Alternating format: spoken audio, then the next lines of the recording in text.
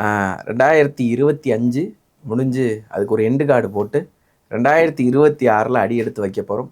இப்போ காலச்சக்கரத்தோட முதல் ராசியான மேஷ ராசி நேயர்களுக்கு இந்த 2026 தொடக்கம் எப்படி இருக்க போகுது?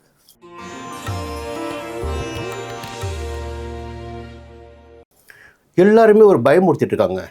என்ன பயமுறுத்துறாங்கன்னா, விரையச்சனி ஆரம்பமாக போகுது. நான் வாக்கிய பஞ்சாங்கம் பேசுகிறேன். திருநள்ளாறில் சனி பயிற்சி எப்பொழுதுன்னா மார்ச் மாதம் 6ஆம் தேதி. அதுவரையில் சனி எங்கே இருப்பாருன்னா 11ஆம் இடமான லாபஸ்தானத்தில்.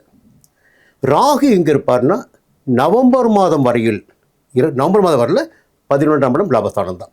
அப்போது இந்த ஒரு பலமான வலிமையான ஒரு கிரகம் நன்மையை செய்யக்கூடிய அளவிற்கு இருக்கின்ற போது எந்த கிரகத்தினாலும் மற்ற கிரகங்களால் பெரிய அளவிற்கு பாதிப்பினை ஏற்படுத்த முடியாது. ஒரு பக்கம் எல்லாருமே சனி விரைச்சனியாக வரப்போகிறாரு, 12ஆம் சனி வரப்போகிறாரு மார்ச் மாதம்.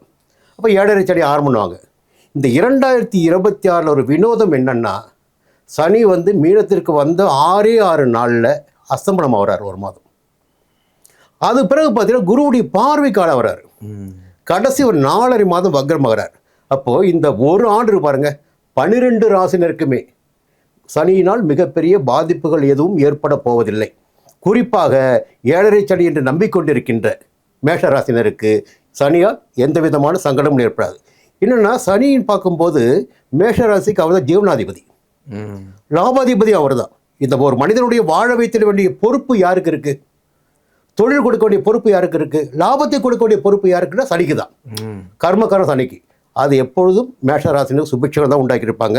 இன்னொரு நல்ல தகவல் பார்த்தீங்கன்னா, இந்த ஆண்டில் 3 இடங்களில் குரு சஞ்சரிப்பார். மிதுனத்தில், கடகத்தில், அதிசாரமாக சிம்மத்தில் 3 சஞ்சாரம், 9 இடங்களுக்கு பார்வை. வழக்கமான காலகட்டத்தை விட 2026 மேஷ ராசினருக்கு அத்தனை விதமான, ஏன்னா மேலோட பேசிடலாம், அது வேலையாகட்டும், குடும்பமாகட்டும், தொழிலாகட்டும், உத்தியோகமாகட்டும், எல்லாவற்றிலுமே சுபிட்சம் இருக்கும். அற்புதமான காலமாக இருக்க போகுது நிச்சயமாக. இப்போ எந்த தெய்வத்தை உங்கள் வழிபட்டா ரொம்ப நல்லா இருக்கும் சார்? இப்போ மேஷ ராசிக்கு 2 விஷயங்க. ஒன்று, லாபத்தை கொடுத்திடக்கூடிய, எப்பவுமே லாபாதிபதி கையில் எடுக்கணும்.